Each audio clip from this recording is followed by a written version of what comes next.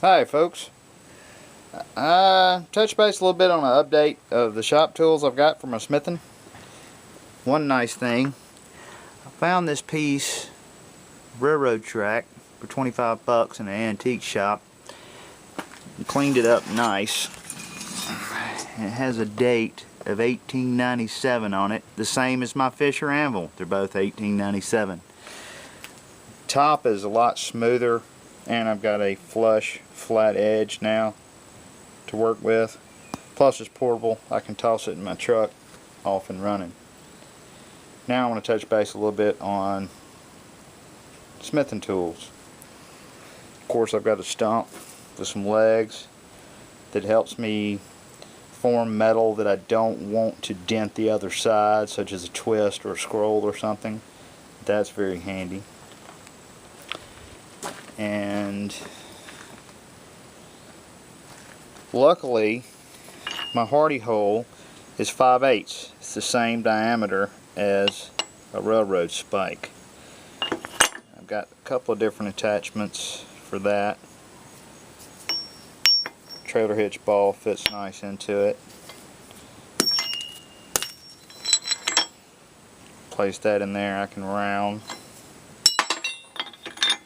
That's what I was using for a square edge.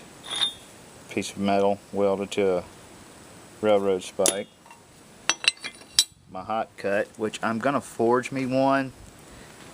I believe Tim asked me how it's holding up. I busted one side of the angle iron off from the weld. It still does a good job, Tim, but I want a one solid piece. Hold down. Very handy.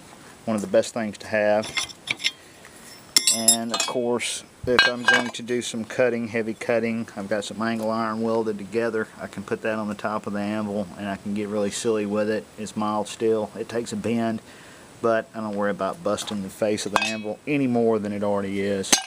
This anvil's in pretty tough shape. It does take a licking, but I don't have enough square edges on it to do some of the stuff I want to. Alright, there's the anvil. I'm still down to a 3-pound hammer, 2.5-pound hammer. I think that one's about 16 ounces and that one's about a 2-pounder. Great. I need to acquire a rounding hammer or get one and round the face on it so I can stretch metal a little bit faster. That will be handy. Buddy of mine had this facing in his truck bed and I acquired it. The face is in great shape. It's nice and flat. It's been used. Somebody had been welding on the end of it. I ground that down and we're off and running. My tongs, I've got good round bolt tongs. This is for small pieces. Get very tight with it. A 1/2 inch flat and 1/4 inch 3/8 flat. Those are wonderful, and that's what I've got now. Can't never have enough tongs. I will be making a few of those down the road. For twisting metal, these are the best I've found, and I lucked up and found a nice big pair. It's really handy for twisting railroad spikes, and most of the stuff, the 1/2 or the 3/8 I use with this. A shop vise, machinist vise, great. It's got a small face on it for lightly adjusting things. It's handy right here next to the forge. And then my pole vise, y'all have seen it numerous times. You couldn't do what I do without it. Fair set of chisels, punches, drifts, and a piece of leather is always handy to have around and put in your jaw vise if you're not going to bend something, if you're tweaking on something. And just assorted files and brushes. Now, let's touch base with this. For twisting, took me a couple of Allens, welded them together, and that's great for making scrolls. It's handy, gave me a long enough shaft, just some scraps laying around.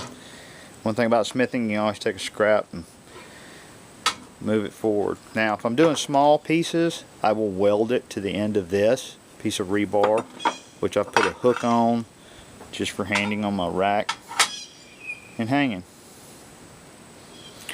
Well, there's a little bit on some of my tools that have helped me make what I'm making now. Keep gaining a piece in there, piece here, make a few. That's part of it. Now, the wife and I just came back from a trip up in the Smokies. We went through the Cumberland Mountains. I'm probably going to cut this video loose for a little vacation if you care to watch it. Had a great time, saw a lot of stuff that was a couple hundred years old, visited many antique shops, saw a ton of stuff I wanted to bring home. I found a working blower for 150 bucks. It wouldn't fit in the car. Oh well. Maybe next time. Maybe I'll go get it again, jump in the truck and run. Went to Amish country and I acquired this hat. I kind of like it. Today it was well needed when I was mowing the yard and doing the garden. Of course, the little railroad anvil, you can't beat it with a stick, and I cleaned it up. It looks nice. My tools are improving and growing with time, and a lot of what I do I make, but you see what I've got, and you don't need a lot to do the smithing. Just move forward with what you've got.